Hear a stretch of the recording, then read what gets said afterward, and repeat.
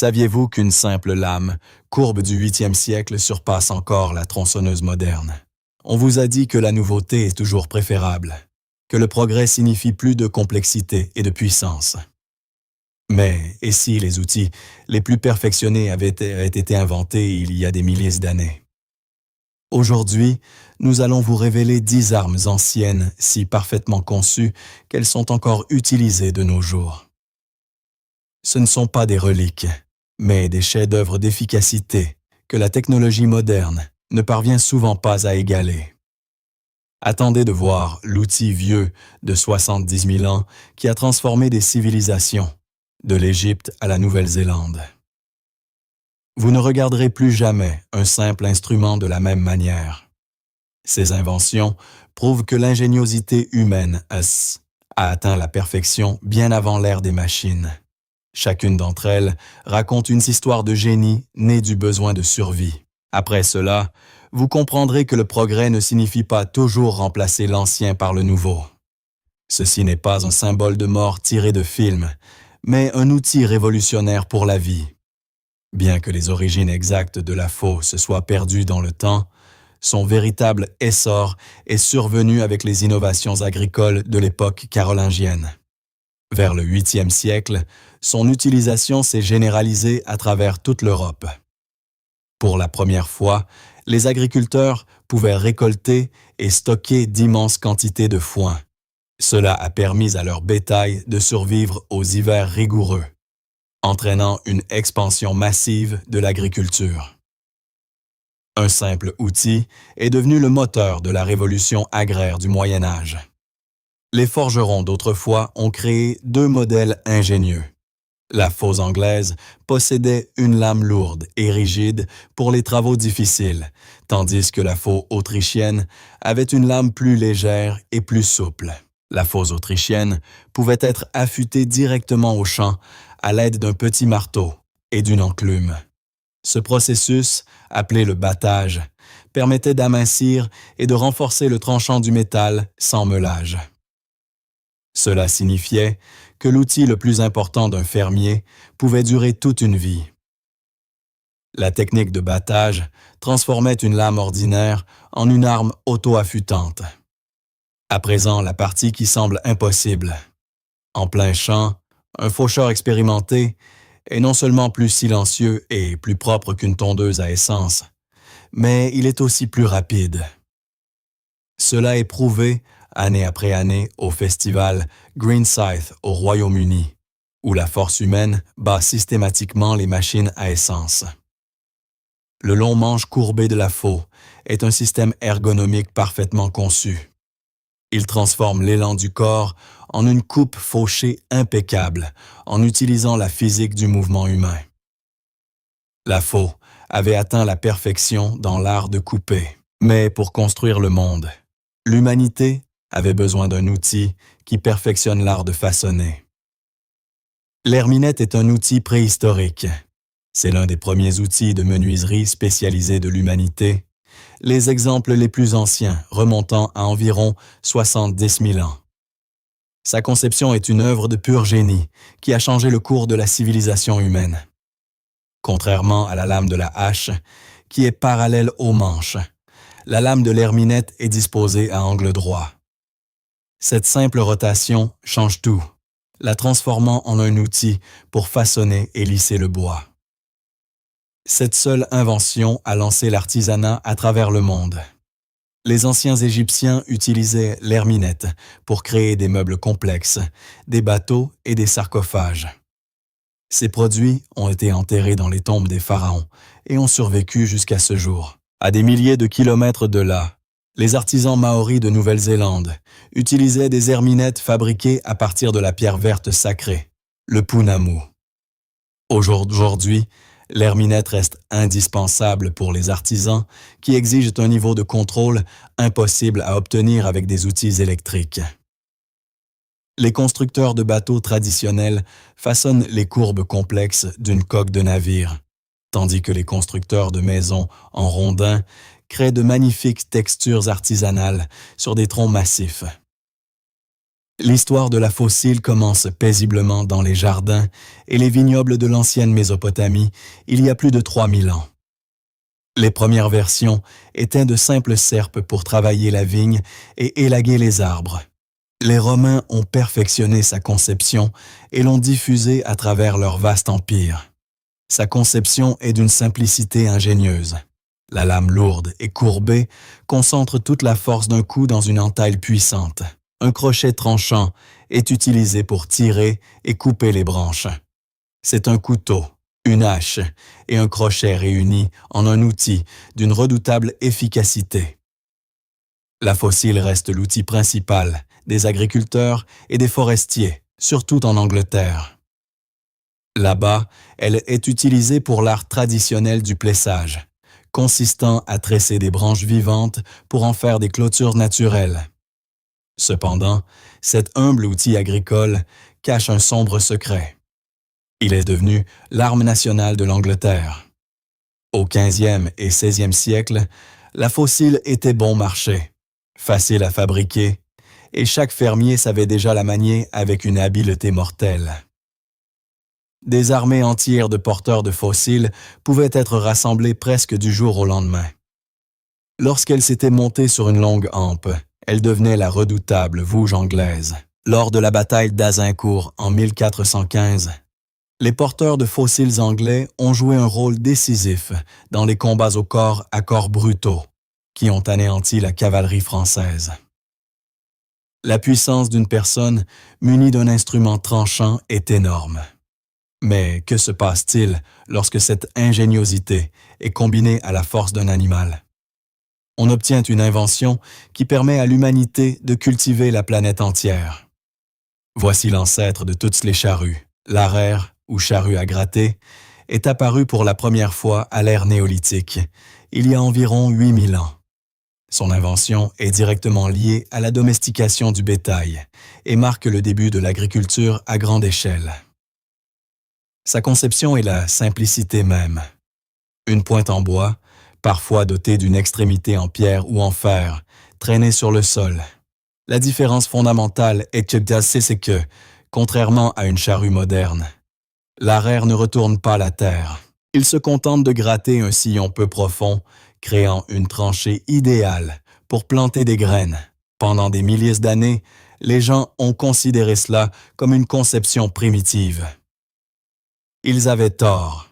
Pour de nombreuses conditions, il s'agit d'une conception ingénieuse. Sans retourner le sol, l'arère laisse des débris végétaux à la surface qui agissent comme un paillis naturel. Cette technique ancienne est aujourd'hui saluée comme une avancée agricole de pointe appelée l'agriculture de conservation. Il s'agit d'une méthode moderne conçue pour maintenir le sol en bonne santé et prévenir l'érosion. Mais l'arère néolithique le faisait déjà il y a des milliers d'années. L'arère a permis aux agriculteurs de passer depuis de simples parcelles de jardin jusqu'à la culture de vastes champs de céréales, suffisamment pour produire un excédent alimentaire et soutenir l'émergence des premières villes du monde. Les archéologues peuvent encore en voir les preuves. Des traces de sillons s'entrecroisant, préservées dans le sous-sol, sous les anciens tertres. Le labourage a permis aux agriculteurs de planter à une échelle jamais vue auparavant. Mais pour récolter cette récompense, ils avaient besoin d'un instrument encore plus ancien, un instrument qui précède l'agriculture elle-même et qui a rendu possible toute la révolution agricole. Avant la charrue, il y avait la fossile. Cet outil est si ancien qu'il précède l'agriculture elle-même. Les archéologues ont découvert des fossiles dotés de lames en silex datant de plus de 12 000 ans. Des outils si efficaces que leur conception de base est restée pratiquement inchangée pendant des millénaires. La conception est si parfaite qu'elle n'a guère évolué. La lame incurvée permet aux moissonneurs de crocheter un bouquet de tiges de céréales et de les couper d'un seul mouvement efficace. Les premières fossiles utilisaient des éclats de silex tranchants comme des rasoirs, encastrés dans un manche en bois ou en os. Les ingénieurs de la Mésopotamie antique ont même créé des fossiles en céramique de haute technologie cuites dans des fours. Elles étaient incroyablement dures et durables. Alors que des moissonneuses géantes travaillent dans des fermes industrielles, la fossile reste l'outil de prédilection pour des millions de personnes à travers le monde. La fossile est utilisée pour récolter le grain dans des espaces restreints ou sur des pentes raides où les machines ne peuvent pas passer. Elle est indispensable pour les cultures spéciales qui pourraient être endommagées par une récolte mécanique brutale. Mais la fossile n'est pas seulement un outil. C'est l'outil qui a lancé le plus grand changement de l'histoire humaine. La plupart des scientifiques pensent aujourd'hui que l'efficacité redoutable de la fossile a permis à nos ancêtres de récolter suffisamment de céréales sauvages. Cela en a fait une source de nourriture fiable, ce qui a mené directement à l'idée de la plantation intentionnelle de graines. Récolter des millions de tiges de céréales est une tâche monumentale. Mais tout commence par une seule graine. Une graine placée dans un trou avec un instrument si simple et si parfait que sa conception n'a pas changé depuis 2000 ans. Cet instrument est l'exemple ultime d'un design si parfait qu'il ne peut être amélioré.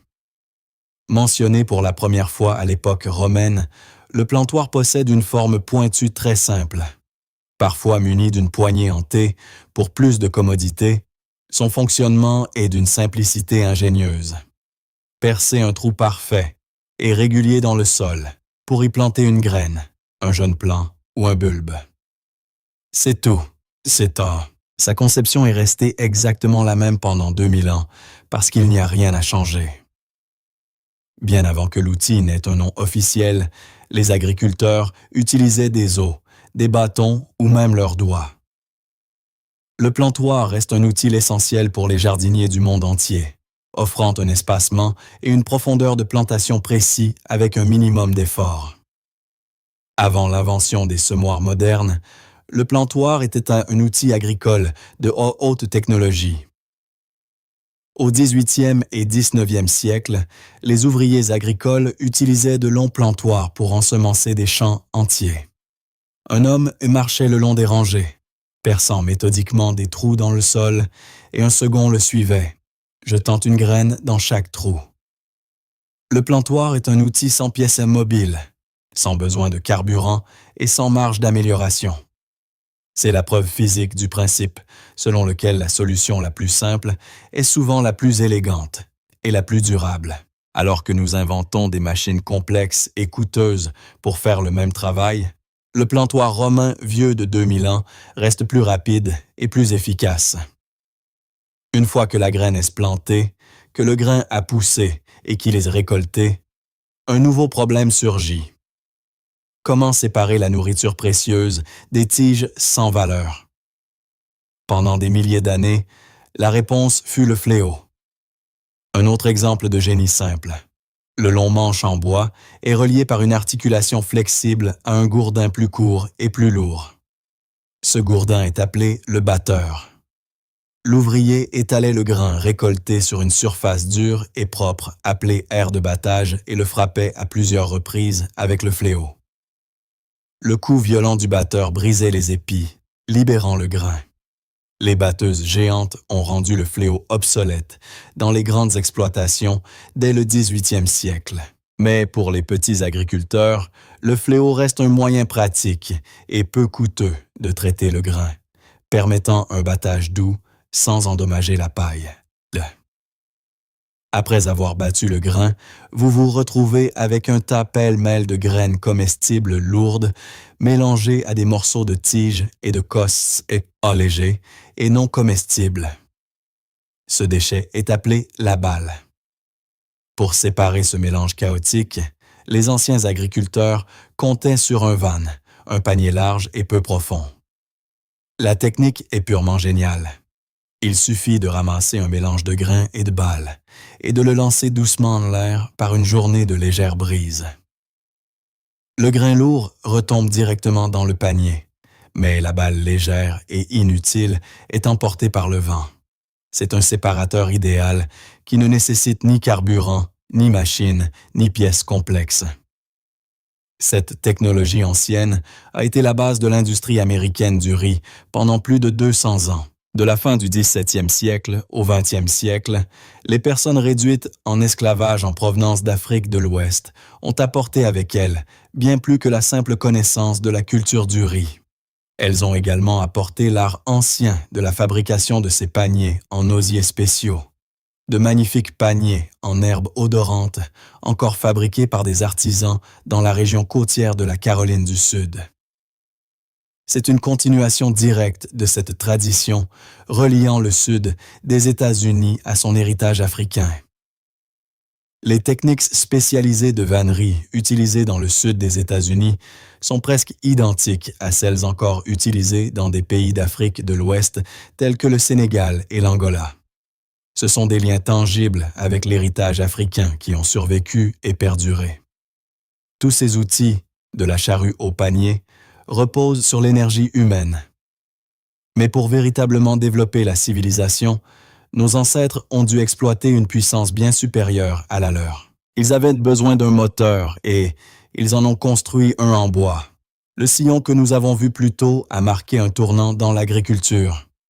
Mais c'est le joug pour bœuf qui a véritablement libéré sa puissance, permettant aux agriculteurs d'exploiter la force de deux animaux comme s'ils n'en faisaient qu'un. Le joug a transformé la simple charrue d'un outil de jardin en moteur de la civilisation. Ce cadre en bois sculpté liait les bœufs dans un effort synchronisé, démultipliant la force qu'ils pouvaient fournir. Des preuves archéologiques, telles que des marques d'usure sur d'anciennes cornes de bétail, suggèrent l'utilisation du joug dès le 29e siècle avant Jésus-Christ. Il y a près de 5000 ans, cette technologie révolutionnaire a changé le monde. Elle a permis aux agriculteurs de cultiver bien plus de terre qu'il n'avait jamais été possible de le faire avec la seule force musculaire humaine. Cela a dopé la production alimentaire et a constitué une étape cruciale dans l'essor des civilisations anciennes. Si cruciale que nous avons exploré son histoire dans notre vidéo sur les 10 secrets de l'agriculture ancienne. Bien que les tracteurs dominent l'agriculture industrielle moderne, les animaux de trait restent la principale source d'énergie. Pour des millions de petits agriculteurs à travers le monde aujourd'hui, le joug reste le moyen le plus efficace et le plus humain d'exploiter leur incroyable puissance. Un joug sur mesure et bien ajusté répartit correctement la charge sur le corps de l'animal. Cela permet à l'attelage d'atteindre son plein potentiel en tout confort et en toute sécurité. Ce qui est vraiment étonnant, c'est que la conception spécifique d'un joug est une empreinte culturelle. Un joug de tête fixé aux cornes était le modèle préféré des agriculteurs espagnols qui l'ont apporté en Amérique latine. Le joug de garrot reposant sur les épaules était une tradition anglaise apportée en Amérique du Nord par les colons. Chaque modèle raconte une histoire de migration et d'échange culturels. Aucun des outils incroyables de cette liste ne serait plus qu'un morceau de métal inutile sans un tranchant affûté. La technologie qui crée ce tranchant est la plus ancienne et la plus fondamentale de toutes. La pierre à aiguiser. C'est peut-être l'une des plus anciennes technologies de l'humanité. Les preuves les plus anciennes d'humains, utilisant des pierres bécises pour affûter et polir d'autres outils, proviennent d'un abri sous roche en Australie. Elles remontent à 65 000 ans, un chiffre incroyable. Nos ancêtres du Paléolithique affûtèrent leurs outils bien avant de songer à planter une graine. Le principe n'a jamais changé. Une pierre à aiguiser est simplement un morceau de pierre naturelle doté d'un grain abrasif fin. Lorsque vous y frottez une lame métallique selon le bon angle, elle retire des particules microscopiques d'acier, créant ainsi un nouveau tranchant aussi acéré qu'un rasoir. Certaines pierres naturelles, comme la célèbre novaculite trouvée dans l'Arkansas, sont si idéales pour l'affûtage qu'elles sont encore prisées par les artisans aujourd'hui. Voici une anecdote intéressante. Le nom anglais « whetstone » n'a rien à voir avec l'eau. Le mot en vieil anglais « whet » signifie simplement « affûter ». En 1823, un agriculteur du New Hampshire découvrit que les roches de son pâturage étaient idéales pour aiguiser sa faux. Cela lança l'industrie américaine de la pierre à aiguiser, qui est toujours prospère aujourd'hui. La pierre à aiguiser est la force fondamentale et discrète derrière chaque outil de cette liste. Une technologie ancestrale qui donne son tranchant à chaque conception parfaite. Sans elle, toutes ces inventions ingénieuses ne seraient que de curieux morceaux de métal dans un musée. Le progrès ne consiste pas toujours à réinventer la roue. Certains outils étaient si bien conçus, si parfaitement adaptés à leurs tâches, qu'ils n'ont pratiquement pas changé en 1000 ans.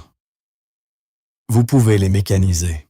Vous pouvez les adapter à plus grande échelle, mais vous ne pouvez pas les surpasser. Des lames courbées au bâton pointu, des paniers au joug, chacun raconte l'histoire de l'ingéniosité humaine sous sa forme la plus élémentaire. Quel instrument ancien vous a le plus surpris? Faites-le nous savoir dans les commentaires. Et si vous pensez que la sagesse ancienne mérite encore sa place dans le monde moderne, aimez la vidéo, abonnez-vous et partagez-la avec quelqu'un qui apprécie un outil qui fonctionne, tout simplement. Au plaisir de vous revoir pour de nouvelles.